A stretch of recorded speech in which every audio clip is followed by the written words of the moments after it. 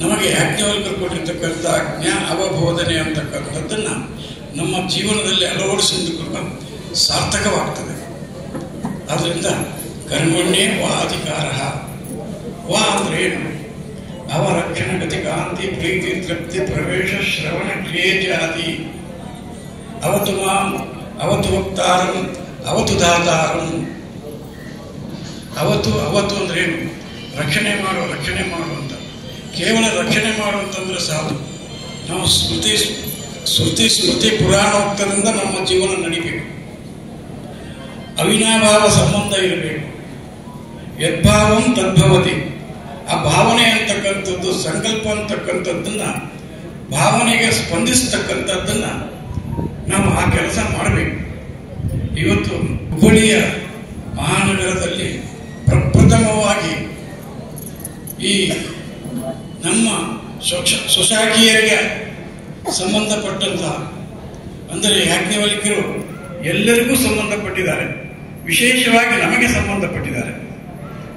ವಿಶೇಷವಾಗಿ ನಮಗೆ ಯಾಕೆ ಸಂಬಂಧಪಟ್ಟಿದ್ದಾರೆ ಅದನ್ನು ಸ್ವಲ್ಪ ಚಿಂತನೆ ಮಾಡಿ.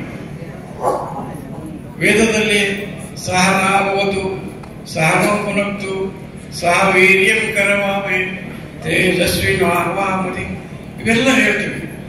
ಅಂದ್ರೆ ನಾವು ಎಲ್ಲರ ಜೊತೆಯಾಗಿ ಇಟ್ಟುಕೊಳ್ಳಬೇಕು.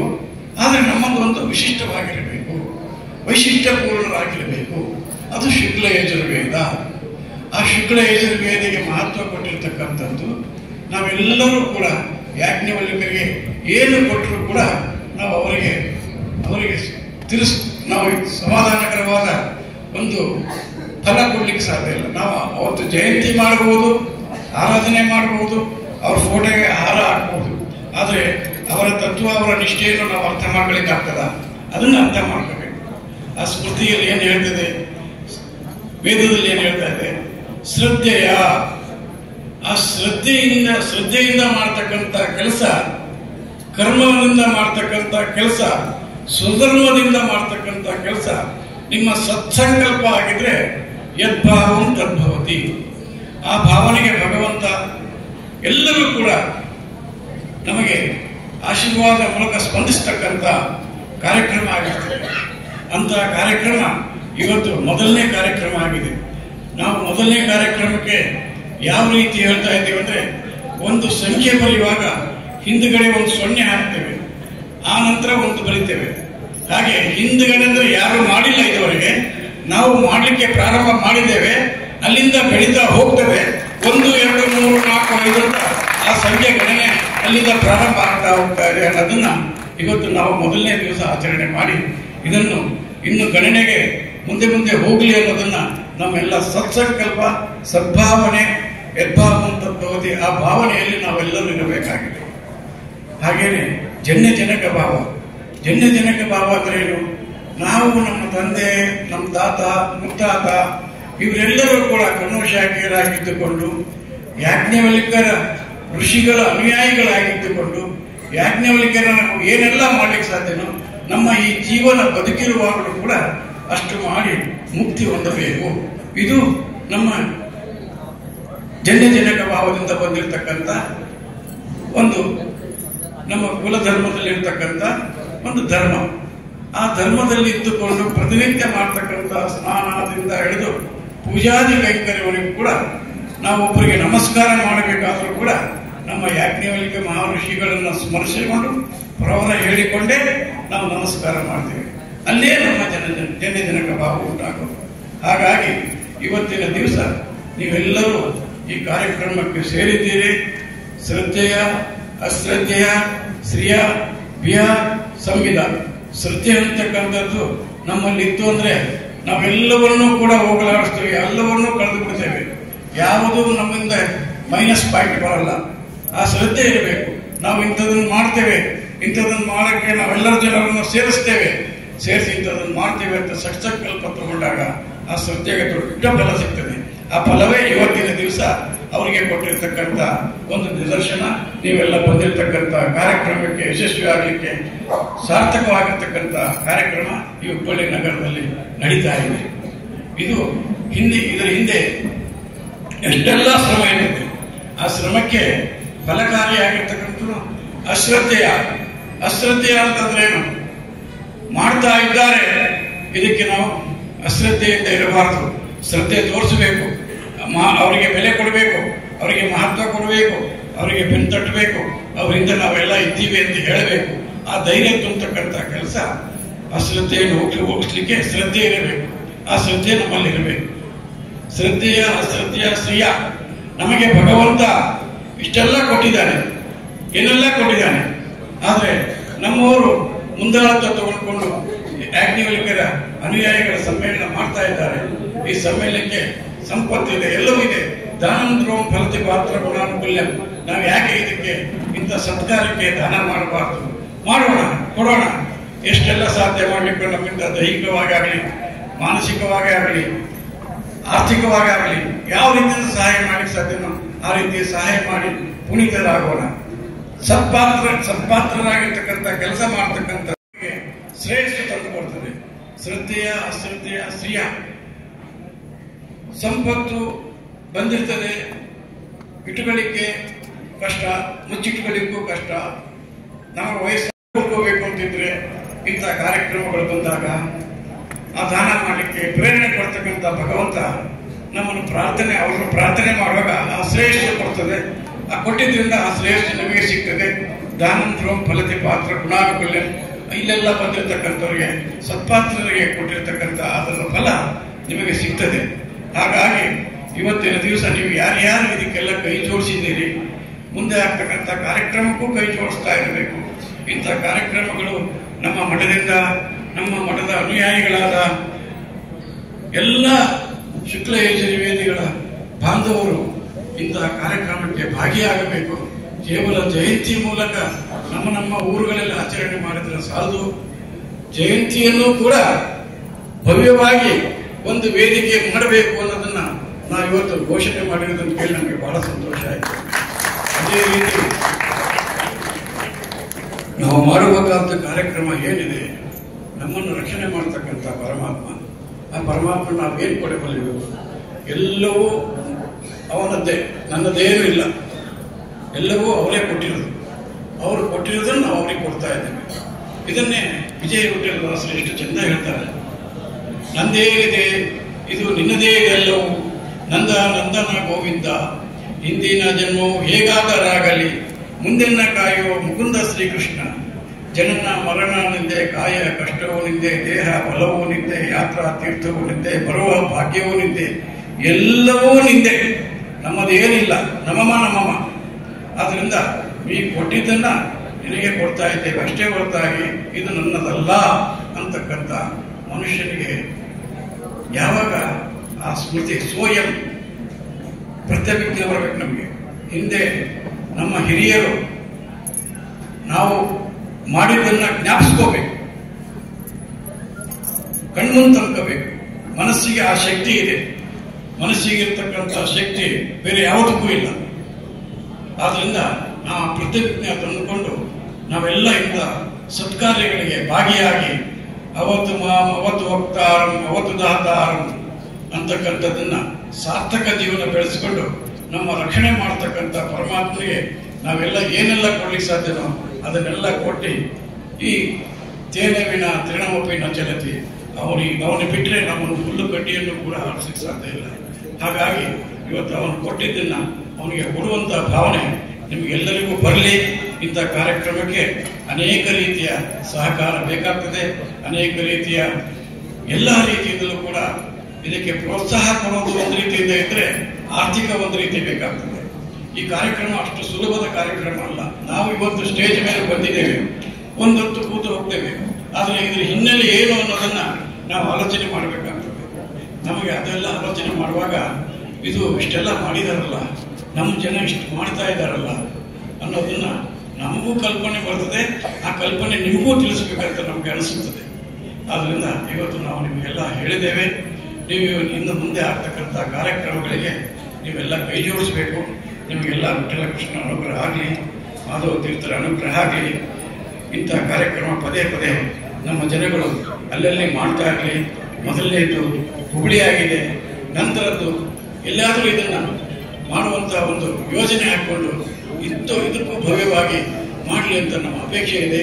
ಈ ಅಪೇಕ್ಷೆಯನ್ನೆಲ್ಲ ನಿಮ್ಮ ಮುಂದಿಟ್ಟಿದ್ದೇವೆ. ವಿಠ್ಠಲ ಕೃಷ್ಣ ನೆರವೇರಿಸ್ತಾನೆ, ಮಾಧವ ತೀರ್ಥರು ಅನುಗ್ರಹಪೂರ್ವಕವಾಗಿ ಆಶೀರ್ವಾದ ಮಾಡ್ತಾರೆ ಅಂತ ಹೇಳ್ತಾ ಈ ಎರಡು ಮಾಡು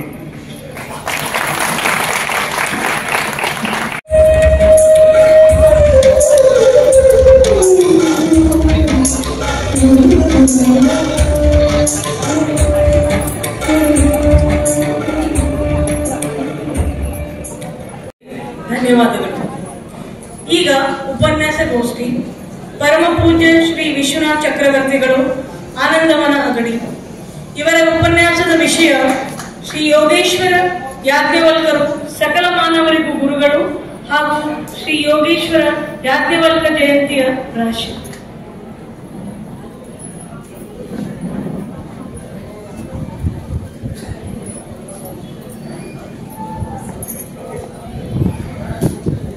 ವೇದಿಕೆಯ ಮೇಲೆ ಆಸೀನರಾದ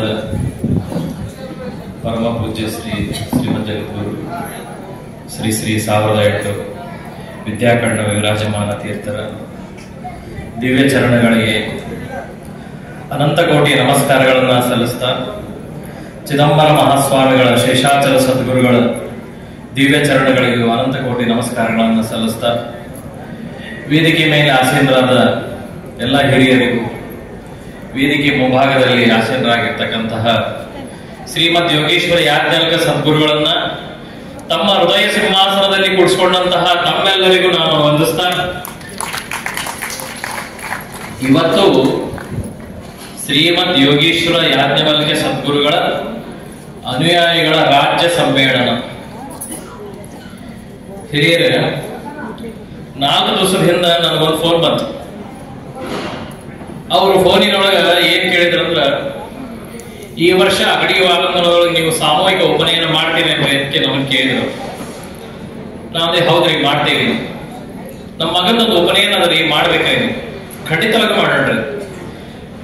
ನಾವು ಯಾವುದೇ ಈ ರೀತಿ ಉಪನಯನ ಸಂಬಂಧ ಫೋನ್ ಬಂತಂದ್ರೆ ನಾವು ಮೊದಲೇ ಪ್ರಶ್ನೆ ಏನ್ ಕೇಳ್ತೀವಿ ಅಂದ್ರ, ನೀವು ಯಾವ ವೇದದರಿಪ್ಪ ಅಂತ ಕೇಳ್ತೇವೆ. ಯಾಕಂದ್ರೆ ಉಪನಯನ ಸಂಸ್ಕಾರ ಅಂತಕ್ಕಂಥದ್ದು ಸ್ವವೇದದಿಂದ ಆಗ್ಬೇಕು, ಸ್ವಶಾಖೆಯಿಂದ ಆಗ್ಬೇಕು. ಅವರನ್ನ ನಾವು ಪ್ರಶ್ನೆ ಕೇಳಿದ್ದೇವೆ, ಮಹಾರಾಜರ ನಿಮ್ದು ವೇದ ಯಾವುದು ಅಂತ. ಅವರಂದ್ರು ನಾನು ನಮ್ಮ ಅವ್ವಾರ ಕೇಳ್ತೇನೆ ತಡ್ರಿ ಅಂತ.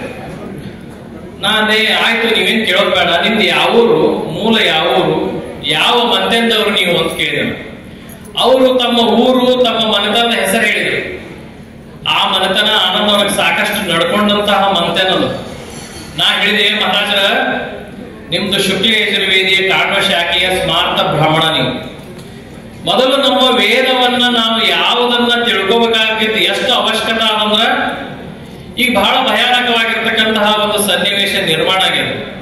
ನೀವ್ ಯಾವ್ದನ್ನ ಮಕ್ಕಳು ಕೇಳ್ರಿ ಇವತ್ತು, ಏನಪ್ಪಾ ನಿಮ್ದು ಯಾವ ವೇದ ಇಲ್ಲಿ ನಾ ಭ್ರಮಣ ಅನ್ನೋದು ಒಂದಾಗ ಗೊತ್ತಿರ ನನಗೆ ಅಂತಾರ. ಯಾಕೆ ಈ ರೀತಿ ವಾತಾವರಣ ನಿರ್ಮಾಣ ಆಗ್ಯದ ಅಂತಂದ್ರ ನಮಗ ನಮ್ಮ ವೇದ ನಮ್ಮ ಶಾಖೆಯ ಕಲ್ಪನೆಯನ್ನ ನಾವು ನಮ್ಮ ಮಕ್ಕಳಿಗೆ ಹೇಳಿಕೊಟ್ಟಿಲ್ಲ. ಅದು ಬಹಳ ದೂರ ಮಾತ. ನಮ್ಮ ಮಕ್ಕಳಿಗೆ ನಾವು ಸಂಧ್ಯಾ ವಂದನೆ ಮಾಡ್ರಿಪ್ಪ ಅಂತಲೂ ನಾವು ಹೇಳಂಗಿಲ್ಲ.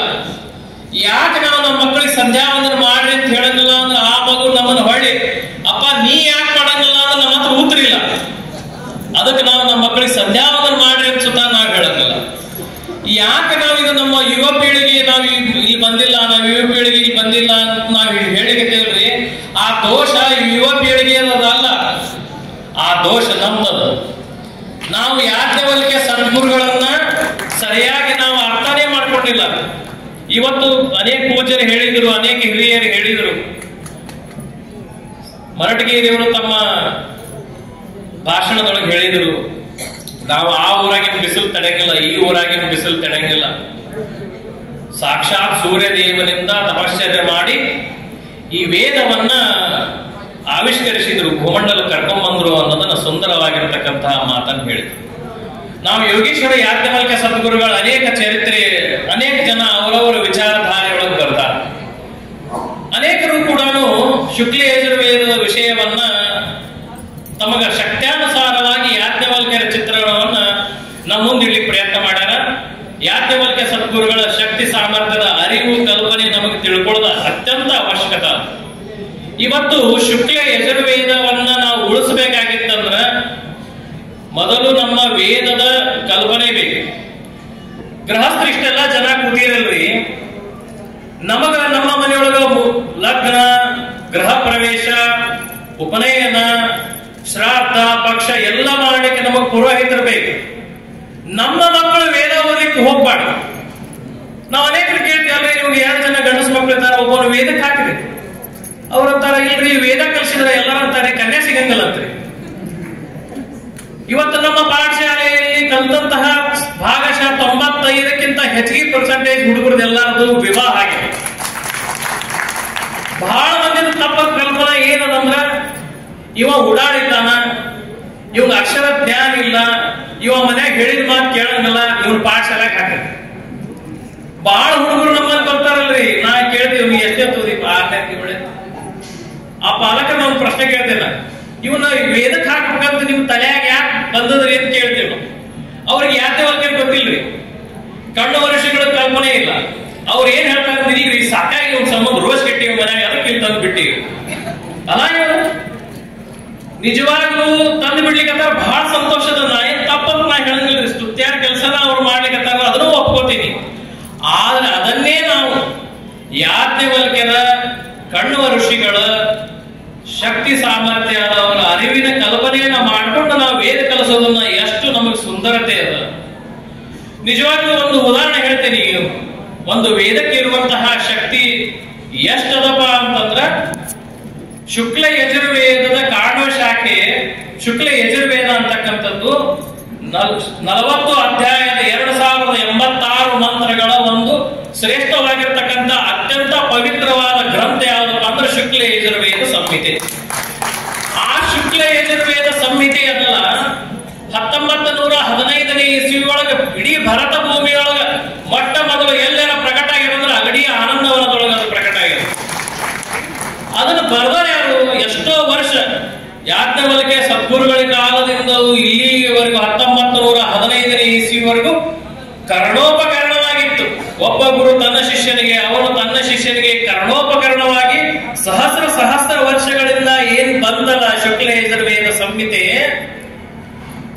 ಯಾಜ್ಞವಲ್ಕ್ಯರ ಶಕ್ತಿ ಎಷ್ಟು ದೊಡ್ಡದ, ಸದ್ಗುರುನಾಥನ ಚೈತನ್ಯ ಎಷ್ಟು ದೊಡ್ಡದಂತ ಅಲ್ಲೇ ಪಕ್ಕದಲ್ಲಿರುವಂತಹ ಹಾವನೂರಿನ ಹನುಮಂತ ಆಚಾರ್ಯ ಎನ್ನುವ ಒಬ್ಬ ವ್ಯಕ್ತಿ ಏನೂ ಓದಿಕ್ ಬರಂಗಿಲ್ಲ, ಬರೀಲಿಕ್ಕೆ ಬರಂಗಿಲ್ಲ, ಹರಿ ಓಂ ಶಬ್ದದ ಉಚ್ಚಾರ ಇರ್ಲಾರ್ದಂತಹ ಒಬ್ಬ ಬಾಲಕ ಅಗಡಿ ಆನಂದವನಕ್ಕೆ 1907ನೇ ಇಸ್ವಿ ಪ್ರಾರಂಭವಾಗಿರ್ತಕ್ಕಂಥ ವೇದ ಪಾಠಶಾಲೆಗೆ ಬಂದಾಗ ಸ್ವತಃ ಅವನ ಗುರುಗಳು ಹೇಳಿದ್ರು, ಇವನು ವಾಪಸ್ ಮನೆ ಕಳಿಸ್ರಿ, ಓದ್ಲಿಕ್ಕೆ ಬರಂಗಿಲ್ಲ.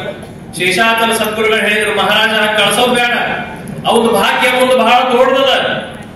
ಅವನಿಂದ ಸ್ವತಃ ಚಿದಂಬರೇಶ್ವರರ ಉಪಾಸನಾ ಹಚ್ಚಿ ಅವನ ಕೈಯಾಗ ಒಂದು ಗಂಧದ ಕಟ್ಟಿಗೆ ಕೊಟ್ಟು ಇದನ್ನ ತೇಪ, ಇದರಿಂದ ಏನ್ ಗಂಧ ಬರ್ತದೆ ತೋಟ ಚಿರಂಬರೇಶ್ವರ ತಲೆ ಮೇಲಿಡು. ಆ ಸವದಂತಹ ಗಂಧದ ಕೊರಡು ಹೆಂಗ್ ಸೌಕೋತ ಹೋತೋ ಅವನ ಅಜ್ಞಾನ ಅಂತಕ್ಕಂಥದ್ದು ಹೋಯ್ತು. ಹರಿ ಓಂ ಶಬ್ದ ಬರಲಾರದಂತ ಹನುಮಂತಾಚಾರ್ಯ ಅನ್ನೋ ಒಬ್ಬ ವ್ಯಕ್ತಿ ಶುಕ್ಲ ಯಜುರ್ವೇದ ಸಂಹಿತೆಯನ್ನು ಮೊಟ್ಟ ಮೊದಲು ಕೂತ್ಕೊಂಡು ಆನಂದವನದೊಳಗೆ ಬರೆದ. ಶುಕ್ಲ ಯಜುರ್ವೇದ ಸಂಹಿತೆಯಲ್ಲಿ ನಿಜವಾಗ್ಲೂ ನಮಗೊಂದು ಕಳಕಳಿಯಿಂದ ನಾ ಎಲ್ಲಾ ಗೃಹಸ್ಥರು ಹೇಳಿಕತೀನಿ. ನಾವು ನಮ್ಮ ಮನೆ ಶೋಕೇಸ್ನೊಳಗ ಕಪ್ಪು ಬಸಿ ಇಡ್ತೀವಿ, ಏನಾರ ಫೋಟೋ ಇಡ್ತೀವಿ, ಯಾವ್ದಾರ ಗೊಂಬೆ ಇಡ್ತೀವಿ. ಅಭಿಮಾನದಿಂದ ನಮ್ಮ ಒಂದು ಶುಕ್ಲ ಯಜುರ್ವೇದ ಸಂಹಿತೆ ಗ್ರಂಥವನ್ನು ನಾವೇ ನಮ್ಮ ಮನೆಯೊಳಗೆ ಇಟ್ಕೋಬಾರ್ದು. ಅದ್ರೊಳಗಡೆ ಎಲ್ಲಾದ್ರೂ ಇದೆ, ಅದ್ರೊಳಗೆ ನಮ್ಮ ಭವಿಷ್ಯ ಅಡಿಗೆದ, ಅದ್ರೊಳಗೆ ನಮ್ಮ ಜೀವನ ಅಡಿಗೆದ, ಅದ್ರೊಳಗೆ ಅದ್ರ ಕೃಪಾಶೀರ್ವಾದ, ಅದರ ಮಂತ್ರದ ಬಲದಿಂದ ಇವತ್ತು ನಮ್ಮ ಗೃಹಸ್ಥ ಜೀವನ ನಡೆದ ಮೇಲೆ ನಾವು ಅದನ್ನ ಗೌರವಿಸದ ಹೊರತು ನಮ್ಮ ಮಕ್ಕಳು ಕೇಳ್ತಾರೆ ಒಂದು ಸರ್, ಅಪ್ಪ ಈ ಗ್ರಂಥವನ್ನು ಯಾಕೆ ಇಲ್ಲಿ ತಂದಿಟ್ಟಿ, ಇದಕ್ಕೆ ಯಾಕೆ ಇಷ್ಟು ಪೂಜ್ಯ ಭಾವನೆಯಿಂದ ಕಾಣ್ತೀರಿ? ನಮ್ಮ ಮಕ್ಕಳಿಗೆ ಹೇಳೋಣ್ರಿ, ಇಲ್ಲಪ್ಪ ಇದು ಶುಕ್ಲ ಯಜುರ್ವೇದ ಸಂಹಿತೆ ಅದ, ಇದರಿಂದ ನಮ್ಮ ಜೀವನ ನಡೆದದ ಅಂತ ಅವ್ರಿಗೆ ಹೇಳಿದ ಮುಂದೆ ರಾಜ್ಯ ಸಮ್ಮೇಳನ ಹಿಂಗೆ ಖಾಲಿ ಕುರ್ಚಿ ನಿಂದಲಾರ್ದಂಗ ಜನ ತುಂಬ್ಕೋತಾರ. ಅಲ್ಲಿವರೆಗೂ ನಮ್ಗೆ ಕಲ್ಪನೆ ಬರಲ್ಲ. ನಮ್ಮ ಮಕ್ಕಳಿಗೆ ಅದರ ಕಲ್ಪನೆಯನ್ನು ಕೊಡಬೇಕು, ನಮ್ಗೆ ಹೇಳ್ಬೇಕು. ಯಾವ್ದಾವ್ದರ ಜೀವನದೊಳಗ ಉಪಯೋಗ ಬರ್ಲಾರಂತ ಧಾರಾವಾಹಿ ನೋಡಿ ನಮ್ ಜನ್ಮ ಹಾಳು ಮಾಡ್ಕೋತೀವಲ್ಲ ಹೊರತು ಒಂದು ಸಲ ನಾವು ಕುತ್ಕೊಂಡು ಶುಕ್ಲ ಯಜುರ್ವೇದ ಪ್ರವರ್ತಕರಾಗಿರ್ತಕ್ಕಂಥ ಯಾಜ್ಞವಲ್ಕ್ಯರ ಚರಿತ್ರೆಯನ್ನು ನಾವು ಎಷ್ಟು ಜನ ಓದೀವಿ. ಇವತ್ತಿನ ಸತ್ಯನಾರಾಯಣ ಮುಜುಮ್ದಾರ್ ಇದ್ದಾರೆ, ವಾಸ್ಕೋಡ ಗಾಮ, ಬಾರ್ತಲೋ ಮುಡಯಾಸೆ ದೇಶವನ್ನು ಹುಡುಕ್ಲಿಕ್ಕೆ ಇಷ್ಟು ಪ್ರಯಾಸ ಪಟ್ಟರಲ್ರಿ ಹಡಗನಾಗ. ಅಂತದ ಕೆಲಸ ಅವರು ದೇಶದೊಳಗೆ ಯಾಜ್ಞವಲ್ಕ್ಯರ ಸ್ಥಳಗಳನ್ನು ಹುಡುಕ್ಲಿಕ್ಕೆ ಇಷ್ಟು ಶ್ರದ್ಧಾಭಕ್ತಿಯಿಂದ ಕಾರ್ಯನಿರ್ವಹಿಸ್ಯಾರ. ಎಷ್ಟು ಸುಂದರ ಲೇಖನಗಳನ್ನು ಬರೆದಾರ, ಎಷ್ಟು ಅದ್ಭುತವಾಗಿರ್ತಕ್ಕಂತಹ ಕಾರ್ಯವನ್ನು ಅವರು ಮಾಡ್ಯಾರ.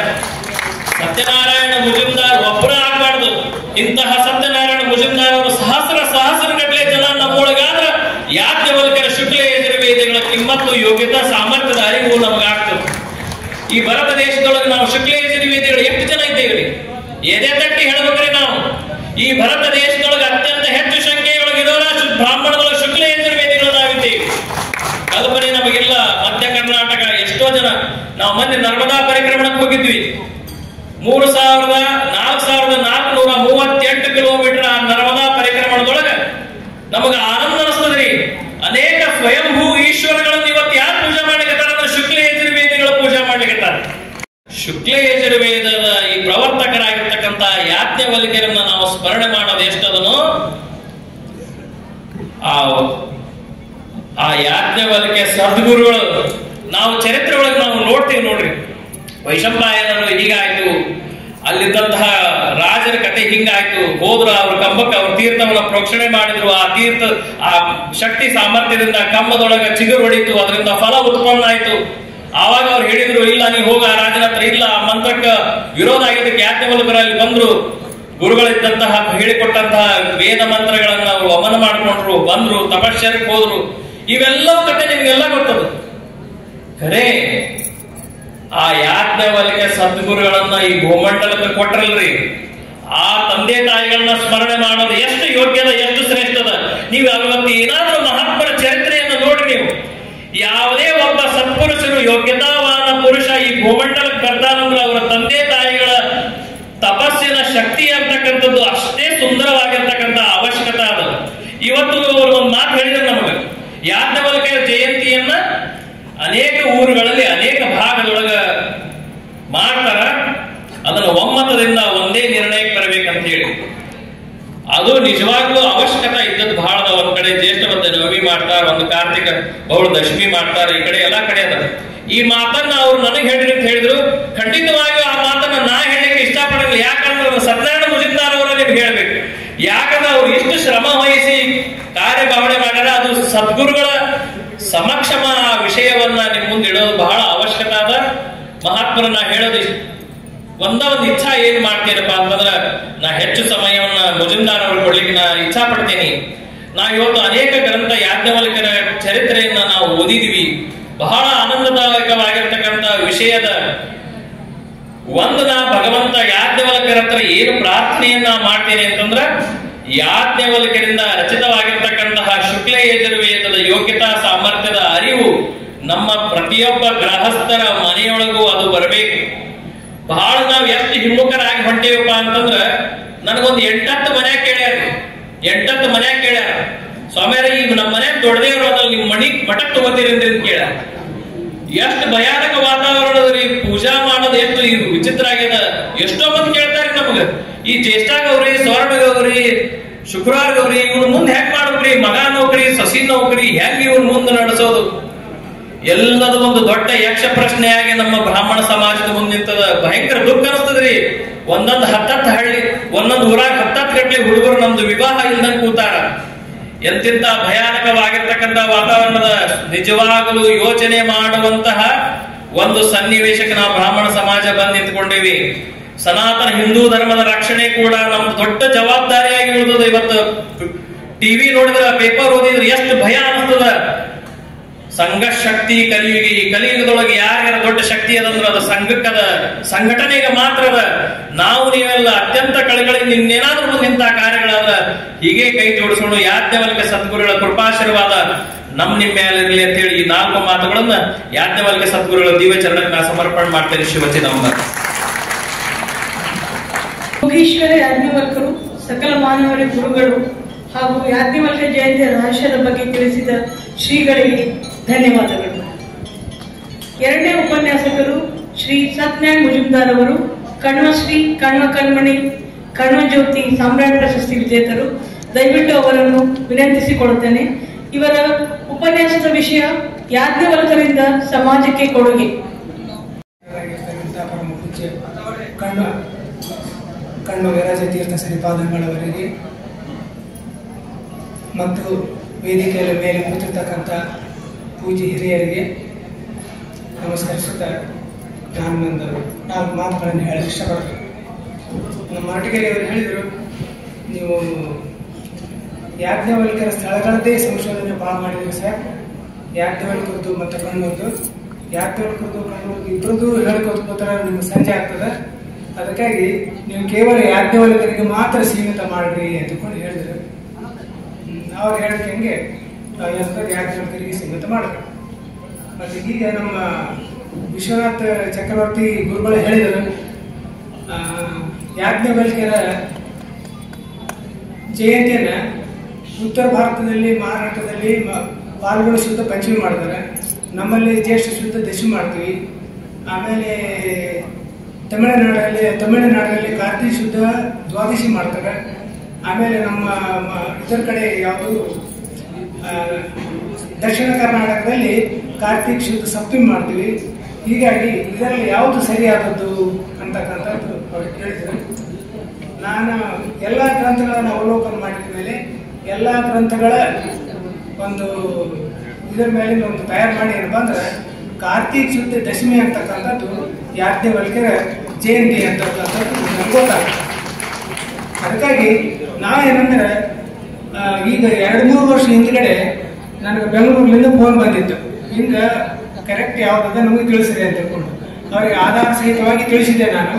ಅದಾದ್ಮೇಲೆ ಅಲ್ಲಿ ಬೆಂಗಳೂರು ಚಾಮರಾಜ ಆಶ್ರಮದಲ್ಲಿ ಒಂದು ನಿರ್ಧಾರ ತಗೊಂಡ್ರು, ಏನಂದ್ರೆ ಕಾರ್ತಿಕ ಶುದ್ಧ ದಶಮಿನೇ ನಾವು ಮಾಡಬೇಕು ಅಂತ ಹೇಳ್ಕೊಂಡು ಅದನ್ನ ಕರ್ನಾಟಕ ಗೌರ್ಮೆಂಟ್ ಕೂಡ ತಿಳಿಸಿದರು.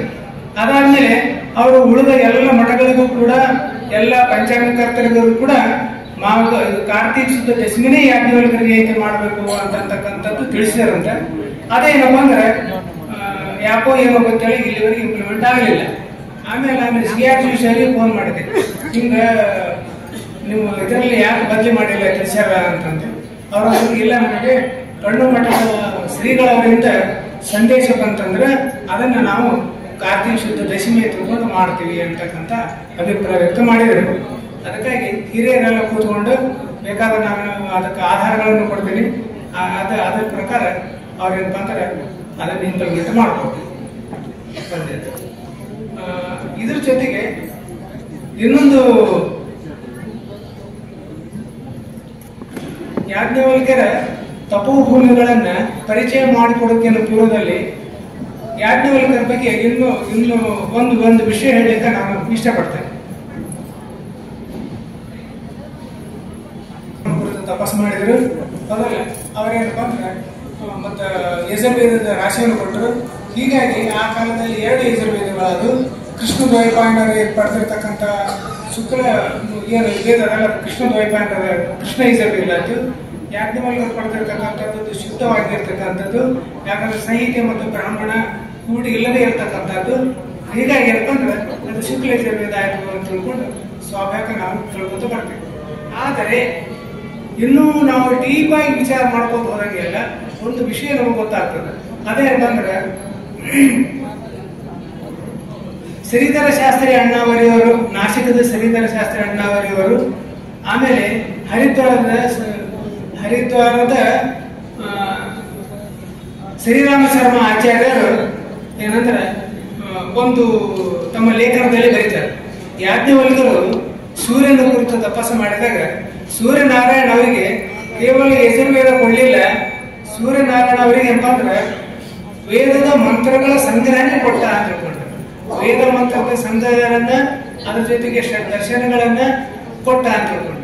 ಅದಕ್ಕಾಗಿ ಯಾಜ್ಞವಲ್ಕ್ಯರು ಆದಿತ್ಯನಿಂದ ಪಡೆದುಕೊಂಡಿರ್ತಕ್ಕಂಥ ವೇದದ ರಾಶಿಗಳ ಆ ಒಂದು ಸಂಪ್ರದಾಯಕ್ಕೆ ಅದಕ್ಕೆ ಆದಿತ್ಯ ಸಂಪ್ರದಾಯ ಅಂತ ಕರೀತಾರೆ. ಅದಾದ್ಮೇಲೆ ಯಾವಾಗ ಅಂತಂದ್ರೆ ಬ್ರಹ್ಮದೇವರಿಂದ ಆದಿತ್ಯ ನಂತರ ಅದು ರಕ್ಷಿಸಲ್ಪಟ್ಟಿದ್ದು. ಆಮೇಲೆ ಬ್ರಹ್ಮದೇವರು ಅದನ್ನು ವಶಿಷ್ಠರಿಗೆ, ವಶಿಷ್ಠರಿಂದ ಶಕ್ತಿಗೆ, ಶಕ್ತಿಯಿಂದ ಪರಾಶರಿಗೆ, ಪರಾಶರಿಂದ ವೇದವ್ಯಾಸರಿಗೆ, ವೇದವ್ಯಾಸರಿಂದ ಮತ್ತ ಅವರು 4 ಜನ ಶಿಷ್ಯರಿದ್ದಾರೆ. ಪೈಲ, ವೈಶಂಪಾಯನ, ಮತ್ತ ಸುಮಂತು, ಮತ್ತ ಇನ್ನೊಬ್ಬ ಋಷಿಗಳು ಬರ್ತಾರೆ, ಜೈಮಿನಿ. ಈ 4 ಋಷಿಗಳಿಗೆ ಋಗ್ವೇದ, ಯಜುರ್ವೇದ, ಸಾಮವೇದ, ಅಥರ್ವಣ ಹೇಳಿದ್ರು. ಇದನ್ನೇನ್ ಹೇಳಿದ್ರಲ್ಲ, ಇದು ಬ್ರಹ್ಮ ಸಂಪ್ರದಾಯ. ಯಾಜ್ಞವಲ್ಕ್ಯರಿಂದ ಬಂದಿರತಕ್ಕಂಥದ್ದಲ್ಲ, ಅದು ಯಾಜ್ಞವಲ್ಕ್ಯರು ಕೇವಲ ಶುಕ್ಲ ಯಜುರ್ವೇದವನ್ನು ಪಡೆಯಲಿಲ್ಲ. ಅವರು ಆ ವೇದದ ರಾಶಿಯನ್ನು ಪಡೆದರು. ಆ ವೇದದ ರಾಶಿಯನ್ನ 4 ಭಾಗ ಮಾಡಿದ್ರು. ಅದನ್ನ ಋಗ್ವೇದ, ಯಜುರ್ವೇದ, ಸಾಮವೇದ, ಅಥರ್ವವೇದ ಅಂತಕ್ಕಂಥ 4 ಭಾಗ ಮಾಡಿದ್ರು. ಋಗ್ವೇದನ ಸಾಂಖ್ಯಾಯನಿಗೆ ಹೇಳಿದ್ರು, ಯಜುರ್ವೇದನ ಕಣ್ಣು ಮಧ್ಯಾಂಜನರಿಗೆ ಹೇಳಿದ್ರು. ಆಮೇಲೆ ಸಾಮವೇದನ ಕುತುಮಿಗೆ ಹೇಳಿದ್ರು. ಆಮೇಲೆ ಅಥರ್ವಣ ವೇದನ ಶೌನಕರಿಗೆ ಹೇಳಿದ್ರು ಅಂತ ತಿಳ್ಕೊಂಡು ಒಂದು ಉಲ್ಲೇಖ ನಡ್ಕೊಂಡು ಗೊತ್ತಾಗ್ತದೆ. ಆಮೇಲೆ ನಿಮ್ಗೆ ಆಶ್ಚರ್ಯ ಆಗಬಹುದು, ಸಾಂಖ್ಯಾಯನ ಶಾಖೆ ಲುಪ್ತ ಅಂದ್ರೆ ಋಗ್ವೇದದ ಸಾಂಖ್ಯಾಯನ ಶಾಖೆ ಲುಪ್ತ ಆಗಿ ಹೋಗಿತ್ತು ಅಂತ ತಿಳ್ಕೊಂಡು ಎಲ್ಲ ಕಡೆ ಪ್ರಚಾರ ಇತ್ತು. ಆಮೇಲೆ ನಮ್ಮ ದಯಾನಂದ ಸರಸ್ವತಿ ಇದ್ದಾರಲ್ಲ, ಅವರು ಋಗ್ವೇದಿ ಸಾಂಖ್ಯಾಯನ ಶಾಖೆ ಋಗ್ವೇದಿ ಬ್ರಾಹ್ಮಣ ಅಂತ. ಆದ್ರೆ ಅವರಿಗೆ ಸಾಂಖ್ಯಾಯನ ಶಾಖೆ ಋಗ್ವೇದಿ ಹೇಳ್ತಕ್ಕಂಥ ಯಾರು ಸಿಕ್ಕಿಲ್ಲ ಅಂತ ತಿಳ್ಕೊಂಡು ಯಾಜ್ಞವಲ್ಕ್ಯ ಪರಿಣಿತ ಮಧ್ಯಾಂಜನ, ಯಜುರ್ವೇದದ ಮಧ್ಯಾಂಜನ ಸಂಹಿತೆಯನ್ನ ಅವರು ಇದನ್ನ ಮಾಡಿದ್ರು. ಹೌದಲ್ಲ? ಬಟ್ ದೈವವಶಾತ್ ಏನಾಗಿದೆ ಅಂದ್ರೆ ಈ 3-4 ವರ್ಷದ ಹಿಂದ್ಗಡೆ ಸಾಂಖ್ಯಾಯನ ವೇದದ ಅನುಯಾಯಿಗಳು ಕೇವಲ ಇಬ್ಬರು ಅನುಯಾಯಿಗಳು ರಾಜಸ್ಥಾನದ ಒಂದು ಹಳ್ಳಿ ಊರಲ್ಲಿದ್ದಾರೆ. ಅದು ಇಲ್ಲಿವರೆಗೂ ಯಾರಿಗೂ ಗೊತ್ತೇ ಇರಲಿಲ್ಲ. ಅವ್ರ ಹತ್ರ ಸಾಂಖ್ಯಾಯನ ಶಾಖೆಗೆ ಸಂಬಂಧಪಟ್ಟಿರ್ತಕ್ಕಂಥ ಸಂಹಿತೆ, ಬ್ರಾಹ್ಮಣ ಎಲ್ಲ ಅವ್ರ ಹತ್ರ. ಅದು ಯಾವ ಜನರಿಗೆ ಗೊತ್ತಾಗಿ ಅದನ್ನೇನಪ್ಪ ಅಂದ್ರೆ ಒಬ್ಬರು ಮಹಾರಾಷ್ಟ್ರದ ಬ್ರಾಹ್ಮಣ, ಒಬ್ಬರು ನೇಪಾಳದ ಬ್ರಾಹ್ಮಣ, ಒಬ್ಬರು ಮಧ್ಯಪ್ರದೇಶ ಬ್ರಾಹ್ಮಣ, ಅವರು 3 ಅಲ್ಲಿ ಏನಪ್ಪ 3 ವರ್ಷ ಕಲಿತು ಅದಲ್ಲ ಸಾಂಖ್ಯಾಯನ ಆದಿತ್ಯ ಸಂಪ್ರದಾಯದ ಸಾಂಖ್ಯಾಯನ ಶಾಖೆದ ಏನಂತ ಗುರುಕುಲನ್ನ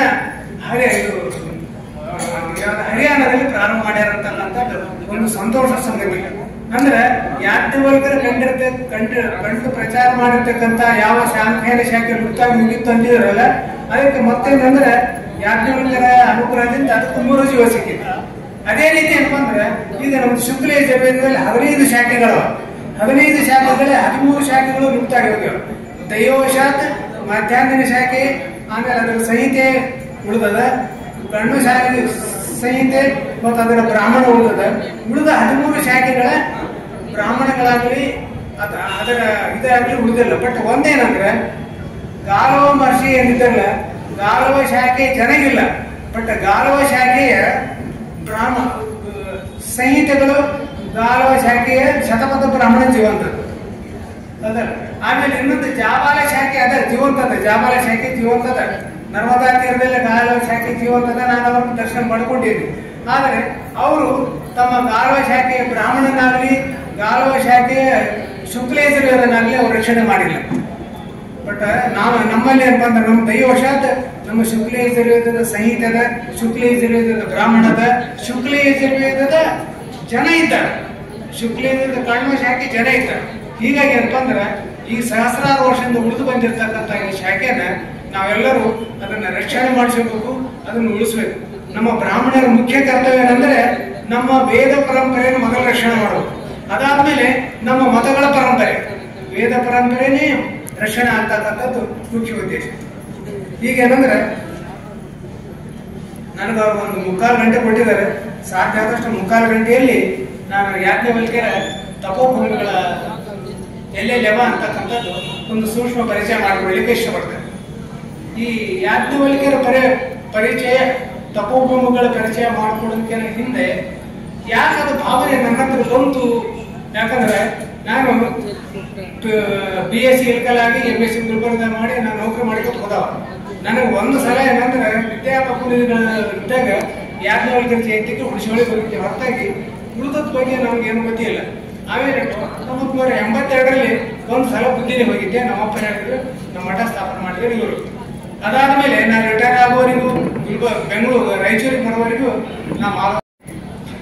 ನನಗೆ ರಿಟೈರ್ ಆಗೋದು ಒಂದು ಸ್ವಲ್ಪ ಒಂದು 6 ತಿಂಗಳ ಮೊದಲು ನನ್ನ ತಲೆ ಬಂತು, ನಾನು ರಿಟೈರ್ ಆದ್ಮೇಲೆ ನಾನು ಏನ್ ಮಾಡಬೇಕು, ಏನ್ ಮಾಡಲಿ, ನಾನು ಇಷ್ಟು ಸರಿ ಓದೋದು ಬರೆಯೋದು, ಬ್ಯಾಂಕ್ ನೌಕರಿ ಆಯ್ತು, ಅದು ರಿಕವರಿ ಆಯ್ತು, ಡಿಪಾಸಿಟ್ ಆಯ್ತು, ಅದಾಯ್ತು ಇದಾಯ್ತು, ಏನ್ ಮಾಡ್ಬೇಕು ಅಂತಕ್ಕಂಥ ತಲೆ ಬಂತು. ಬಂದಾಗ ಏನಪ್ಪಾ ಅಂದ್ರೆ ನನಗೆ ನಮ್ಮ ಮಠದ ಸ್ಥಾಪನೆ ಮಾಡಿದಲ್ಲ ಮಾಧವ ಇರ್ತದೆ, ಅವ್ರ ಚರಿತ್ರೆ ಮೊದಲು ಓದ್ಬೇಕು ಅಂತ. ಅವಾಗ ನಾನು ಅಲ್ಲಿ ನಮ್ಮಲ್ಲಿ ಶೀಲಾ ದಾಸನ್ ಇದ್ದಾರೆ, ಅವ್ರ ಹತ್ರ ಒಂದು ಮೇಡಮ್ ಒಂದು ಇದು ಚರಿತ್ರೆ ಬೇಕಾಯ್ತು, ಮಾಧವ ತೀರ್ಥರ ಚರಿತ್ರೆ ಕೊಡ್ರಿ ಅಂತ.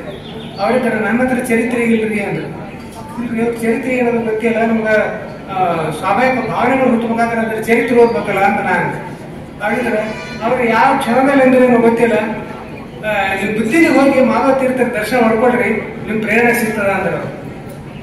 ನಾ ಹೋದೆ, ಅದೇನ ದೈವಶಾತ ನಾನು ಬೇಡ್ಕೊಂಡೆ, ನಿಮ್ಮ ಏನಂದ್ರೆ ಚರಿತ್ರೆಯನ್ನು ಬರೀಬೇಕು, ನೀವು ಅಡ್ಡಾಡಿದ ಜಾಗಗಳನ್ನ ನಾನು ನೋಡ್ಬೇಕು, ಅದಲ್ಲ ಅಂತ ಅನುಗ್ರಹ ನಾನು ಮಾಡಿ ಅಂತ ನಮಸ್ಕಾರ ಮಾಡಿ ಬಂದೆ. ಎದುರಿಗೆ ನಾನು ಕಂಡಿದ್ದೇನೆಂದ್ರೆ ಕಣ್ಣು ಮಠ ಶ್ರೀಮಂತ ಕಣ್ಣು ಮಠ ಹುಣಸಿವಳೆ, ಅದಲ್ಲ ಹುಣಸಿವಳೆ ಬ್ರಾಕೆಟ್ದಲ್ಲಿ ಸಂಸ್ಥಾನ ವೀರಘಟ್ಟ ಅಂತಿತ್ತು. ಅವಾಗ ಶುರುವಾದ ನನಗೆ ಈ ವೀರಘಟ್ಟ ಯಾವುದು ಅದಲ್ಲ. ಅವಾಗ ನಾ ತಿಳ್ಕೊಂಡೆ, ಅಲ್ಲಿ ಕೇಳಿದೆ ವೀರಘಟ್ಟ ಅಂತಾರೆ, ಇಲ್ರಿ ಮೊದಲಿಂದ ಹಾಗೆ ಬರೀತಾರೆ ಅಂತ. ಅಲ್ಲಿ ಶ್ರೀನಿವಾಸಾಚಾರ್ಯ ಕೇಳಿದೆ, ಶ್ರೀನಿವಾಸಾಚಾರ್ಯ ಈ ವೀರಘಟ್ಟ ಅಂತ ನೀವು ನೋಡಿದೇನ್ರಿ ವೀರಘಟ್ಟ ಎಲ್ಲದ? ಇಲ್ಲ ಅಲ್ಲೇನು ವೀರಘಟ್ಟ ಅಂತ ತಿಳ್ಕೊಂಡು ಇತರ ತಿಂತಣಿ ಬ್ರಿಡ್ಜ್ ಅಂತ ನಾನು ನೋಡಿಲ್ಲ ಅಂತ ಅದಲ್ಲ. ಅವಾಗ ಏನಪ್ಪಾ ಅಂದ್ರೆ ಅದರ ಗುರುತಿನ ಅಲ್ಲಿಂದ ಅಲ್ಲಿಗೆ ಬಂದು ಆ ಜಾಗ ನೋಡಿದೆ. ಆ ಜಾಗ ಏನಪ್ಪಾ ಅಂದ್ರೆ ಒಂದು ಹಳೆ ಬಿಲ್ಡಿಂಗ್ ಇತ್ತೆ, ಹೊರತಾಗಿ ಅದೇನಪ್ಪ ಅಂದ್ರೆ ಅಲ್ಲಿ ಏನು ಇರ್ಲಿಲ್ಲ. ನಾ ಮತ್ತೆ ಅಲ್ಲಿ ಗ್ರಾಮ ಪಂಚಾಯತಿಗೆ ಹೋದೆ. ಗ್ರಾಮ ಪಂಚಾಯತಿಗೆ ಹೋದಾಗ ಅವರಂದ್ರು ಕಣ್ಣು ಮಠದ ಜಾಗ ಇಲ್ಲಿ ಯಾವ್ದು ಇಲ್ರಿ, ಅದಲ್ಲ ಇದ್ದ ಜಾಗ ಇದ್ರು ಇರ್ಬೋದು, ಇರ್ಲಿಕ್ಕೆ ಗೊತ್ತಿಲ್ಲ, ನಮ್ಮ ರೆಕಾರ್ಡ್ದಾಗ ಏನಿಲ್ಲ. ಅದೊಂದು ಹಳೆ ಜಾಗ, ಬುದ್ಧ ಜಾಗದ. ಆ ಜಾಗದಾಗ ಎಷ್ಟೋ ಬಿಲ್ಡಿಂಗ್ ಇದು ಆಶ್ರಯ ಮನೆಗಳು ಕೂಡ ಆಗ್ಬಿಟ್ಟವ.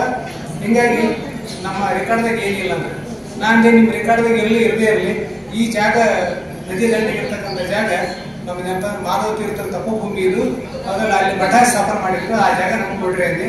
ಎಷ್ಟೋ ಪ್ರಯತ್ನ ಮೇಲಿಂದ ನಮ್ಗೆ ಒಂದು ಜಾಗ ಕೊಟ್ಟರು. ಜಾಗ ಕೊಟ್ಟಾಗ ಅದಕ್ಕೊಂದು ಕಂಪೌಂಡ್ ಮಾಡಿ ಒಂದು ಸಾಂಕೇತಿಕ ವೃದ್ಧ ನೆಟ್ಟಿದ್ರು. ಆದರೆ ಒಂದು ಆಶ್ಚರ್ಯ ಏನಂದ್ರೆ ಮಾಧವ ತೀರ್ಥ ಯಾವ ಕಾರಣ ಗೊತ್ತಿಲ್ಲ ಅವ್ರಿಗೆ, ಮಾಧವ ತೀರ್ಥರ ಮೇಲೆ ಮಾತ್ರ ನನ್ನ ಕಾಲು ಹೊತ್ತಿತ್ತು. ಹೀಗಾಗಿ ಮಾಧವ ತೀರ್ಥರು ಯಾವ್ಯಾವ ಊರಾಗ ಅಡ್ಡಾಡಿ ಅವೆಲ್ಲ ಊರು ಅಡ್ಡಾಡಿ ಬಂದೆ ನಾನು. ಅದು ಅನಂತಪುರ ಇರ್ಬೋದು, ಯಾವ್ದು ಮುಳಬಾಗಿಲು ಇರ್ಬೋದು, ಆಮೇಲೆ ಚಿಂತಾಮಣಿ ಇರ್ಬೋದು, ಬುರುಡಗಟ್ಟಿ ಇರ್ಬೋದು, ಎಲ್ಲೆಲ್ಲಿ ಅಡ್ಡಾಡ್ಯಾರವರು ಎಲ್ಲ ಜಾಗಗಳನ್ನು ನೋಡ್ಕೊಂಡ್ಬಂದೆ. ನೋಡ್ಕೊಂಡ್ಬಂದ್ಮೇಲೆ ಈ ನಮ್ಮ ಮಾಧವ ತೀರ್ಥದ್ದು ವೀರಘಟ್ಟದ ಇದನ್ನು ಕಟ್ಟಿ ಸೂರ್ಯ ಕೂತಿದ್ದೆ. ಕೂತಾಗ ಏನಪ್ಪ ಅಂದ್ರೆ ನನ್ನ ಮನಸ್ಸಿನಲ್ಲಿ ಒಂದು ಭಾವನೆ ಕ್ರಿಯೆತದ್ದು, ಒಂದು ಧ್ವನಿ ಹೊರಬಿತ್ತು. ಹೌದಪ್ಪ, 200 ವರ್ಷ ಹಿಂದಿನ ಮಾಧವ ತೀರ್ಥ ನನ್ನ ಜಾಗ ಪರಿಸ್ಥಿತಿನೇ ತಿಪ್ಪಾಗಿ ಹೋಗಿದೆ, ಹೌದಲ್ಲ. 5,000 ವರ್ಷ ಹಿಂದಿರ್ತಕ್ಕಂಥ ಯಾಜ್ಞವಲ್ಕ್ಯರು ಮತ್ತು ಕಣ್ಣು ಋಷಿಗಳೇನು ಆ ವೇದಗಳನ್ನು ರಕ್ಷಣೆ ಮಾಡ್ಕೊಂಡು ಬಂದಲ್ಲ, ಅವ್ರದ್ದು ತಪೋಭೂಮಿಗಳನ್ನು ಅವರ ಜನ್ಮಸ್ಥಾನಗಳನ್ನು ಹುಡುಕಿ ನೀನು ಸಮಾಜ ಮುಂದಿಡು ಅಂತಕ್ಕಂಥದ್ದು ನನಗೆ ಆದೇಶ. ಆಮೇಲೆ ಎಲ್ಲಿ ನೋಡ್ಬೇಕು ಯಾಜ್ಞವಲ್ಕ್ಯರು, ನಾನು ಪುಸ್ತಕ ತಗೊಂಬಂದೆ. ಇದು ನನಗೆ ಸಿಕ್ಕದ್ದು ಮೊದಲನೇ ಪುಸ್ತಕ ನಾನು ಓದಿದ್ದೇನೆಂದ್ರೆ ಭಾರತೀಯ ಯಾಜ್ಞವಲ್ಕ್ಯರ ಪುಸ್ತಕ. ಅದನ್ನು ಓದಿದೆ, ಕಥೆ ಗೊತ್ತಾದ್ದು. ಹೌದು, ಕಥೆ ಗೊತ್ತಾದ್ರೆ ಜಾಗ ಎಲ್ಲಿರೋದು, ಅವ್ರು ಹುಟ್ಟಿದ ಜಾಗ ಯಾವುದು, ತಪಸ್ ಮಾಡಿದ ಜಾಗ ಯಾವುದು. ಹಾಗಾದ್ರೆ ಅವಾಗೇನಂದ್ರೆ ಮತ್ತೆ ಕರೆ ಹೇಳ್ಬೇಕಂದ್ರೆ ನಾನು ಮಾಧವ ತೀರ್ಥರ ಮಠದಾಗ ಮೃತಿಕ ಮಠದಾಗ ಹೋದಾಗ ನಮ್ಮ ಕಲ್ಲೂರು ಭೀಮಸೇನಾಚಾರ್ಯ ಬಂದರು. ನಿಮಿಷಾಚಾರ ಬಂದಾಗ ಹಿಂದಿರಿ ನಮ್ಮ ಕಣ್ಣೂರು ಶಿವನಿಗೆ ಯಾಕೆ ಕುರಿತು ಜಾಗ ಬೇಕಾಗಿದೆ, ಯಾವ ಪುಸ್ತಕದಲ್ಲಿ ಸಿಗೋರು ಏನ್ ಮಾಡ್ಬೇಕು, ನಾವು ಸಾಹಿತ್ಯ ತಗೊಂಡ್ಬಂದಿನಿ ಅದೆಲ್ಲ ಸಾಹಿತ್ಯ ಅದ, ಅದರ ಪೂರ್ಣ ಕಥೆಗಳಿಲ್ಲ ಅಂತ. ಹಾಗಿದ್ರೆ ಅವರು ನೀವು ಬೆಂಗಳೂರು ಹತ್ರ ಮಾಗಡಿ ಅದ, ಮಾಗಡಿ ಅಂದ್ರೆ ಮಾಗಡಿಗೆ ಅಂತಂದ್ರೆ ಕಣ್ಣೂರಿದ್ದು ಇದಿತ್ತು, ಪಾಠಶಾಲೆ ಇತ್ತು, ಕಣ್ಣೂರು ಪಾಠಶಾಲೆ ಇತ್ತು, ಅಲ್ಲಿ ಹೋಗ್ರಿ ನಿಮ್ಗೆ ಏನಾದ್ರು ವಿಷಯಗಳು ಸಿಗ್ಬೋದು ಅಂತಕ್ಕಂಥದ್ದು ಒಂದು ಸೂಚನೆ ಕೊಟ್ಟರು. ಮೊದಲ ಅದಾದ್ಮೇಲೆ ಅದನ್ನ ಮುಂದೆ ಇದನ್ನ ಮಾಡ್ಬರ್ತೀನಿ. ಅದ್ರ ಜೊತೆಗೆ ಏನಪ್ಪ ಒಂದೊಂದು ವಿಷಯ ಸಂಗ್ರಹ ಆಯ್ತು. ಆಮೇಲೆ ವಿಶಾಖಪಟ್ಟಣಕ್ಕೆ ಹೋಗಂತೆ ಅವರು ಕೆಲವೊಂದು ವಿಷಯಗಳನ್ನು ಹೇಳಿದರು. ಆಮೇಲೆ ಅದರ ವಿಶಾಖಪಟ್ಟಣದಲ್ಲಿ ವಿಶಾಖಪಟ್ಟಣ ಆಯ್ತು, ಕಾಕಿನಾಡ ಆಯ್ತು, ಮತ್ತು ವಿಜಯವಾಡ ಆಯ್ತು, ಎಲ್ಲ ಕಡೆ ಹೋಗಿ ಬಂದ್ರು ಕೂಡ ಎಲ್ಲರೂ ಯಾಕೆ ಕಥೆ ಹೇಳ್ತಿದ್ರು ಹೊರತಾಗಿ ಅವರು ಜಾಗ ಯಾವ್ದು ಹೇಳ್ತಿದ್ದಿಲ್ಲ. ಬಟ್ ವಿಶಾಖಪಟ್ಟಣದಲ್ಲಿ ಒಬ್ಬರೊಂದು ನನಗೂ ಕುಳಿ ಕೊಟ್ಟರು. ಏನಂದ್ರೆ ಡಿಜಿಟಲ್ ಲೈಬ್ರರಿ ಆಫ್ ಇಂಡಿಯಾ ಅಂತ ಒಂದು ಇದದ್ರಿ, ಒಂದು ವೆಬ್ಸೈಟ್ ಅದ, ಅದರಲ್ಲಿ ಯಾಜ್ಞವಲ್ಕ್ಯ ಚರಿತ್ರೆ ಅಂತಕ್ಕಂಥ ಒಂದು ಪುಸ್ತಕ ಅದ, ಅದನ್ನ ಹುಡುಕ್ರೆ ಅದ್ರಲ್ಲಿ ಏನಾದ್ರು ನಿಮಗೆ ಸಿಗಬಹುದು ಅಂತ ತಿಳ್ಕೊಂಡು ಅವಾಗ ನಾವು ಊರಿಗೆ ಬಂದು ಅದನ್ನ ಹುಡುಕೋದು ಹೋದೆ. ನನಗೆ ಒಂದು 15 ದಿವಸ ಆದ್ಮೇಲೆ ಒಂದು ಪುಸ್ತಕ ಸಿಕ್ಕಿತ್ತು. ಅದನ್ನೇನಪ್ಪ ಅಂದ್ರೆ ಡೌನ್ಲೋಡ್ ಮಾಡ್ಕೊಂಡೆ, ಓದಕತ್ತೆ ಅಂತ ಒಂದು ಮರಾಠಿಯಲ್ಲಿ ಇತ್ತು. ನಾನು ಅರ್ಧ ಯಾಜ್ಞವಲ್ಕ್ಯ ನಿವಾಸ ಸ್ಥಾನ ಒಡ್ಡನಗರ ಅಂತಿತ್ತು, ಅದು ಮರಾಠಿಯಲ್ಲಿ ಇತ್ತು. ಅವಾಗ ನಮಗೆ ಅರ್ಥ ಆಯ್ತು, ಅದಾಯ್ತು ಅರ್ಧ ಅರ್ಥ ಆಗ್ತದೆ. ಆಮೇಲೆ ಏನಂದ್ರೆ ನಮ್ಮ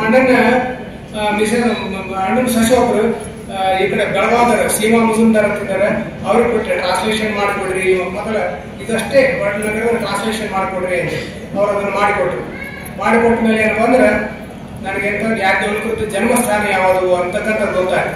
ಅದಾದ್ಮೇಲೆ ಅವರು ಪೂರ್ಣ ಪುಸ್ತಕನ ಕಾರಣಾಂತರದಿಂದ ಒಂದು 2-3 ವರ್ಷ ಲೇಟ್ ಆಗಿ ಮಾಡಿಕೊಟ್ರು. ಹೀಗಾಗಿ ಏನಪ್ಪ ಅಂದ್ರೆ ಒಡ್ಡನಗರ ಯಾಜ್ಞವಲ್ಕ್ಯರ ಜನ್ಮಸ್ಥಾನ ಅಂತ ಗೊತ್ತಾಯ್ತು. ಈ ಯಾಜ್ಞವಲ್ಕ್ಯರ ಜನ್ಮಸ್ಥಾನಗಳು, ಯಾಜ್ಞವಲ್ಕ್ಯರ ತಪೋಭೂಮಿಗಳು ಮೊದಲ ಕಂಡಿಡೋ ಸಲುವಾಗಿ ನಾನು ಮೊದಲನೇ ಮೊಟ್ಟ ಮೊದಲಿಗೆ ಧನ್ಯವಾದ ಅರ್ಪಿಸ್ಬೇಕಂತಂದ್ರೆ ನಮ್ಮ ಗುಲ್ಬರ್ಗಾದ ಚಂದ್ರಕಾಂತ ಗದಾರ್ ಅವ್ರನ್ನ.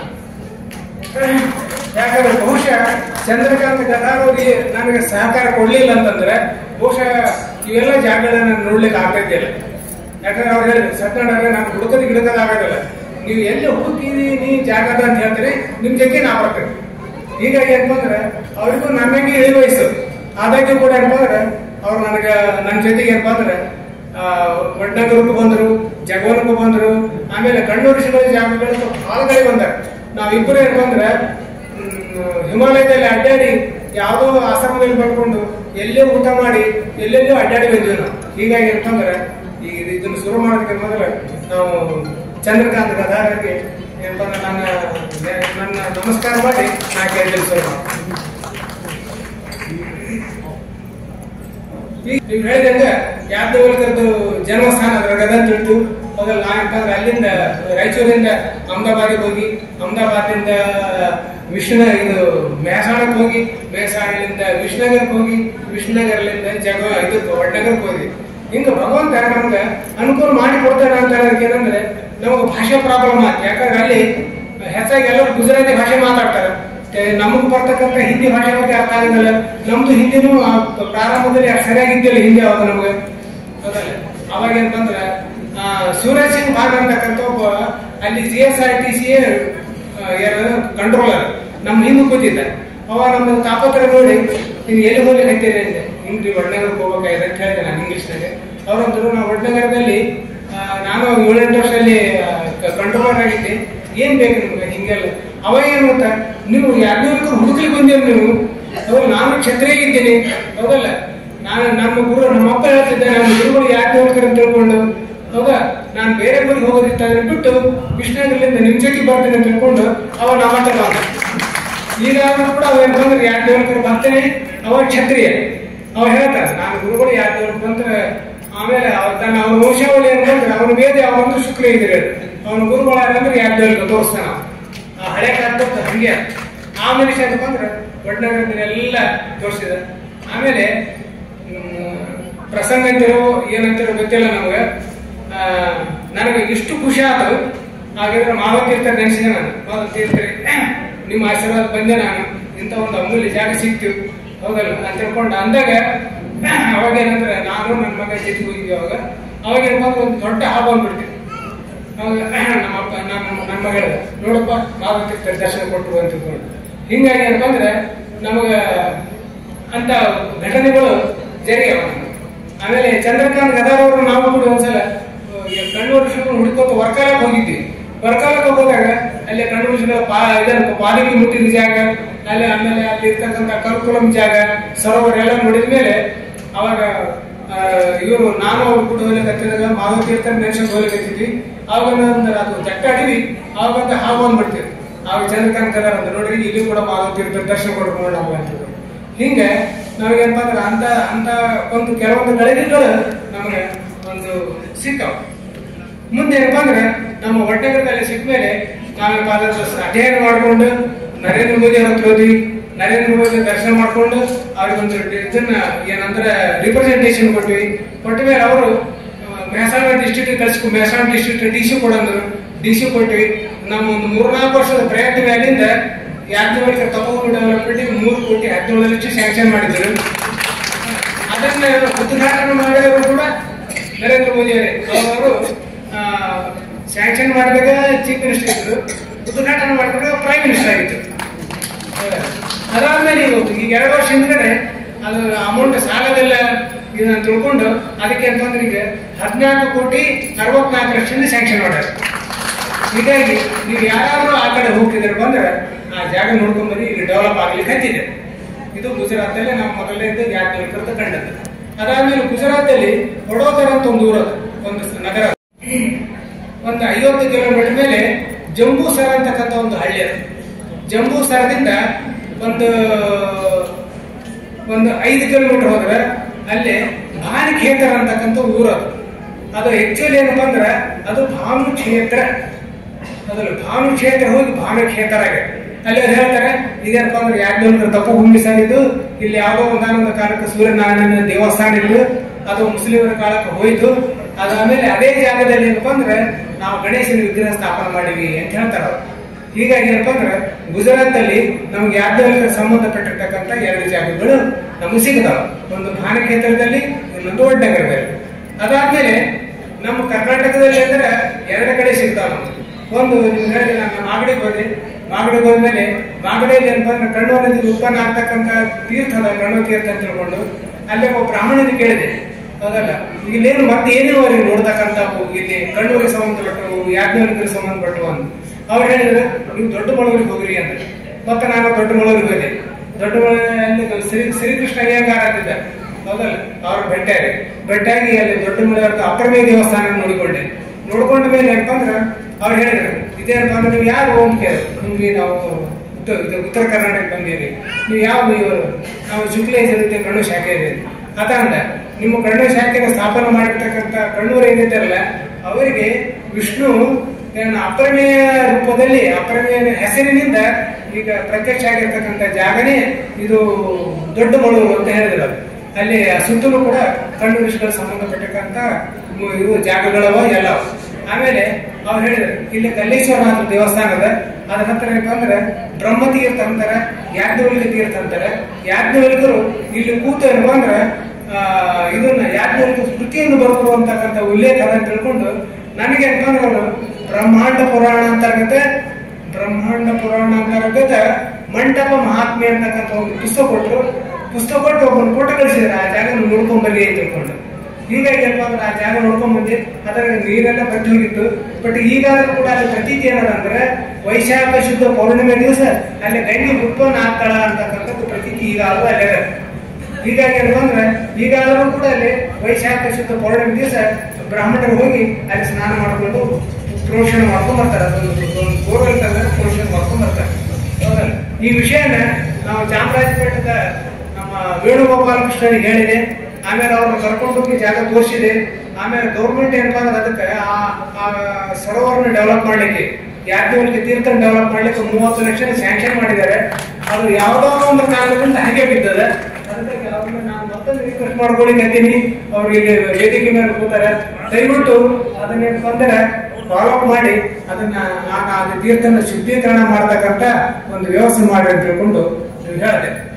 ಆಮೇಲೆ ನಮ್ಮ ಕರ್ನಾಟಕದಲ್ಲಿ ಇನ್ನೊಂದು ಕಡೆ ಎಲ್ಲಿ ಸಿಗ್ತಾ ಅಂದ್ರೆ ನೆಲಮಂಗಲ ಅಂತಕ್ಕಂಥ ಒಂದು ಬೆಂಗಳೂರು ಸಮೀಪಿರ್ತಕ್ಕಂಥ ಒಂದು ಜಾಗ. ದಯವಿಟ್ಟು ಎಲ್ಲರೂ ಕೇಳ್ರಿ, ಯಾಕಂದ್ರೆ ನೀವು ಯಾವ್ಯಾವ ಊರಾಗ ಇದ್ದೀರೋ, ಯಾವ್ಯಾವ ಊರು ಸಮೀಪ ಜಾಗಗಳನ್ನು ಬಟ್ ಖರೆ ಹೇಳ್ಬೇಕಂದ್ರೆ ಕಣ್ಣು ವಿಷಯಕ್ಕೆ ಸಂಬಂಧಪಟ್ಟ ಜಾಗಗಳು ಬಹಳ ಅದು ಹೇಳ್ಬೇಕಾದ್ರೆ ಸಂಜೆ ಆಗ್ತದೆ. ಇವತ್ತು ಬರೀ ಯಾಜ್ಞವಲ್ಕರಿಗೆ ಸೀಮಿತ ಮಾಡ್ತೀನಿ. ಯಾಜ್ಞವಲ್ಕರಿಗೆ ಎಲ್ಲೆಲ್ಲಿ ಯಾವತ್ತ ನೀವು ಹೇಳ್ತಿರಲ್ಲ ಆ ಜಾಗಗಳನ್ನು ನೋಡ್ಕೊಂಬೇಕು. ಹೌದಲ್ಲ, ನೆಲಮಂಗಲದಲ್ಲಿ ಆಕ್ಚುಲಿ ನನಗೆ ಒಬ್ಬರು ಫೋನ್ ಮಾಡಿದ್ರಿ ಒಂದು 10 ವರ್ಷ ಹಿಂದ್ಗಡೆ. ಅವಾಗ KP ಪ್ರಕಾಶ್ ಅಂತ ಒಬ್ರು ನೆಲಮಂಗಲದಾಗ, ಹೌದಲ್ಲ, ಅವ್ರು ಹೇಳಿದ್ರು ಹಿಂಗ ಒಬ್ರು ಬಂದಾರ ಇಲ್ಲಿ ಕೆರೆ ಕೆತ್ತಿನ ಚನ್ನರಂಗೇಗೌಡ ಅಂತ ಒಬ್ರು ಬಂದಾರ. ಅವ್ರ ಏನಪ್ಪ ಅಂದ್ರೆ ಅವ್ರದ್ದೇನು ಹೊಲ ಅದಲ್ಲ, ಆ ಹೊಲ ಏನಪ್ಪ ಅಂದ್ರೆ ಅವ್ರ ಹೊಲದ ಪಕ್ಕದಲ್ಲೇ ಯಾಜ್ಞವಲ್ಕರ ತಪೋಭೂಮಿ ಅದಂತ. ಅದಕ್ಕಾಗಿ ಅವ್ರ ವಿಷಯಗಳನ್ನು ನಿಮ್ಗೆ ತಿಳಿಸ್ಬೇಕಂತಾರೆ. ನೀವು ಸಂಶೋಧನೆ ಮಾಡ್ಲಿಕ್ಕೆ ನೀವು ಒಂದ್ ದಿವ್ಸ ಬರ್ರಿ ಅಂದ್ರೆ ಆಯ್ತು ರೀ ಬರ್ತಾರೆ ಅಂತಂದ್ರೆ ನಾವು ನೆಲಮಂಗಲಕ್ಕೆ ಹೋದಿ. ಅದಲ್ಲ, ನಾವು ಒಂದು ಗಾಡಿ ಮಾಡ್ಕೊಂಡು ಹೋದಿ. ಕೆರೆ ಕೊತ್ತೂರಲ್ಲಿ ಅಲ್ಲಿಂದ ಶಾನ್ಭಾಗರ ಮನೆ ಅದ. ಶಾನ್ಭಾಗರ ಮನೆ ಕರ್ಕೊಂಡು ಹೋದ್ರು. ಅವ್ರು ಒಂದೇ ಬ್ರಾಹ್ಮಣರ ಮನೆ ಅದ. ಅವರು ಬಬ್ಬರ ಕಮ್ಮಿ ಬ್ರಾಹ್ಮಣರು. ಭಾರತದಲ್ಲಿ ಬಬ್ಬರ ಕಮ್ಮಿ ಅಂತ ಒಂದು ಉಪಪಂಗಡ ಅದ. ಬಬ್ಬರ ಕಮ್ಮಿ ಬ್ರಾಹ್ಮಣರು. ಅವ್ರು ಹೋಗಿ ಕೇಳಿದ್ವಿ ನಾವು. ಅವ್ರು ಹೇಳಿದ್ರು, ಹೌದ್ರಿ ನಮ್ಮ ಮನೆಯವ್ರು ಹೇಳ್ತಿದ್ರು ಇದೇನಪ್ಪಾ ಅಂದ್ರೆ ಇದು ಕೆಂಪು ಗುಂಡೆ ಅಂತದಲ್ಲ, ಇದು ಯಾಜ್ಞವಲ್ಕರ ಹೋಮ ಮಾಡಿಸ್ತಾಳ ಅಂತ. ಆಮೇಲೆ ಯಾಜ್ಞವಲ್ಕರು ಮಹಿಮಾರಂಗ ದೇವಸ್ಥಾನ ಅಂತದ ಮೇಲೆ, ಹೌದಲ್ಲ, ಅಲ್ಲಿ ಅವ್ರ ಹುಟ್ಟಿದಿತ್ತಂತ. ಹೌದಾ, ಅದಾದ ಇಲ್ಲಿ ಯಾಗಶಾಲೆ ಇಲ್ಲಿ ಇತ್ತು. ಆಮೇಲೆ ಮುಂದೆ ಇಲ್ಲಿ ಸೀಗೆಪಾಳ್ಯ ಅಂತಕ್ಕಂಥ ಒಂದು ಗುಹೆ ಅದ.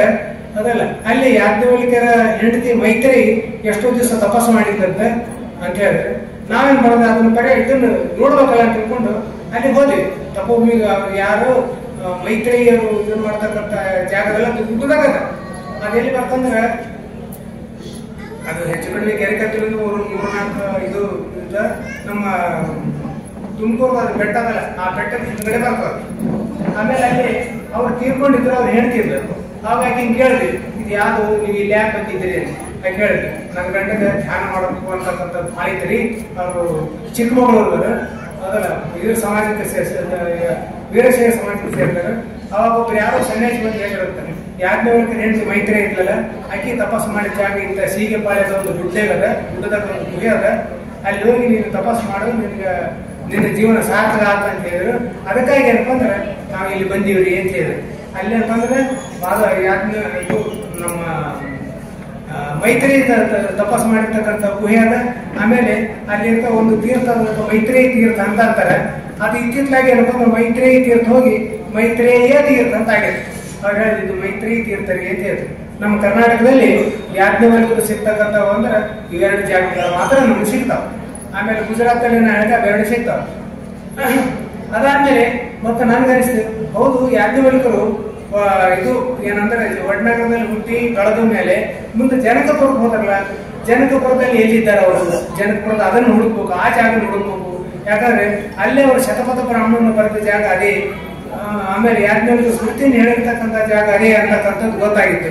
ಅದಕ್ಕಾಗಿ ನಾನು ಇಂಟರ್ನೆಟ್ ಹಾಕಿದೆ ಯಾಜ್ಞವಲ್ಕಿಗೆ ಜನಕಪುರ ಅಂತ. ಜನಕಪುರ ಅಂದ್ಕೊಳ್ಳಿ ಅದೇನ್ ಬರ್ತಿತ್ತು ನಮ್ಗ, ಇದು ಎಲ್ಲಿ ಹತ್ರ ಏನೋ ಒಂದು ಜನಕಪುರ ಬರ್ತಿತ್ತು.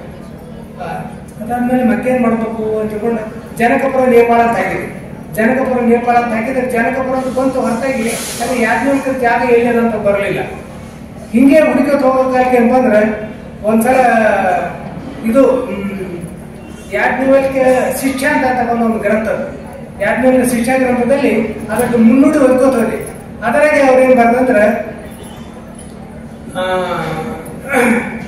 ಬಿಹಾರದ ದ್ವಾರವಂಗ ಮಂಡಲದಲ್ಲಿ ಜಗವನ ಅಂತಕ್ಕಂಥ ಊರಲ್ಲಿ ಯಾಜ್ಞವಲ್ಕರು ಇರ್ತಿದ್ರು ಅಂತಕ್ಕಂಥ ಪ್ರತೀತಿ ಅಂತ ಬರ್ತಿದ್ರು ಅವರು. ಅದರಲ್ಲಿ ನನಗೆ ದ್ವಾರವಂಗ ಮಂಡಲ ಅಂದ್ರೆ ಇದು ನೋಡಿದೆ. ನಾನು ದ್ವಾರವಂಗ ಮಂಡಲ ಅಂತ ಹಾಕಿದೆ, ಇಲ್ಲಿ ಬರಲೇ ಇಲ್ಲ. ಬಿಹಾರದಲ್ಲಿ ದ್ವಾರವಂಗ ಮಂಡಲ ಹಾಗಿದ್ರೆ ಏನ್ ಮಾಡ್ಬೇಕು ಸಿಗೋಲ್ಕಲ್ಲ ಅಂತ ತಿಳ್ಕೊಂಡು ಮತ್ತೊಮ್ಮೆ ಬಂದ್ರೆ ಬಿಹಾರದ ಇತಿಹಾಸ ಇಲ್ಲಿ ತಗೊಂಡ್ಬಂದಿ. ಬಿಹಾರದ ಇತಿಹಾಸ ಬರ್ತದೆ. ಈಗಿರ್ತಕ್ಕಂಥ ದರ್ಭಾಂಗದಲ್ಲ, ಅದು ದ್ವಾರವಂಗ ಮಂಡಲ ಅಂದ್ರೆ ವಂಗ ಮಂಡಲಕ್ಕೆ ಹೋಗ್ತಕ್ಕಂಥ ದ್ವಾರ. ವಂಗ ಮಂಡಲ ಅಂದ್ರೆ ವೆಸ್ಟ್ ಬೆಂಗಾಲ್. ಅದು ಹೋಗ್ತಕ್ಕಂಥ ದ್ವಾರ ಯಾವುದು, ಅದು ದರ್ಭಾಂಗ, ಅದು ದ್ವಾರವಂಗ ಮಂಡಲ. ಹೌದಾ? ಹಂಗ ಅವಾಗ ಯಾಜ್ಞವಲ್ಕರದ್ದು ಜಾಗ ಅದು ಅಂತ ಗೊತ್ತಾಯ್ತು. ಆಮೇಲೆ ನಾನು ಮತ್ತೆ ನಮ್ಮ ಚಂದ್ರಕಾಂತ ಗದಾಧರ್ ಕುತ್ಕೊಂಡು ಅಲ್ಲಿ ಹೋಗಿ ಏನಪ್ಪ ಅಂದ್ರೆ ಅಲ್ಲಿ ದೊಡ್ಡ ಸುಮಾರು 2.5 ಎಕರೆ ಜಾಗ ಅದು. ಆಮೇಲೆ ನಿಮ್ಗೆ ಆಶ್ಚರ್ಯ ಏನಂದ್ರೆ ಆ ಜಾಗ ಯಾಜ್ಞವಲ್ಕರ ಹೆಸರಿಲ್ಲ.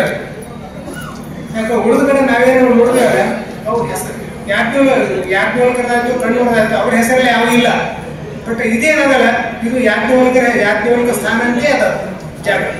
ಮೊದಲು ಅಲ್ಲಿ ಸುಮಾರು ಒಂದು 2.5 ಎಕರೆ ಜಾಗದ ಒಂದು 40-45 ವಟವೃಕ್ಷಗಳವ ಮೊದಲು ಅದನ್ನೆಲ್ಲ ನೋಡಿದ್ವಿ. ಒಂದ್ಸಲ ನಾನು ಅವ್ರು ಕೂಡ ಬನ್ನಿ, ಇನ್ನೊಂದು ಸಲ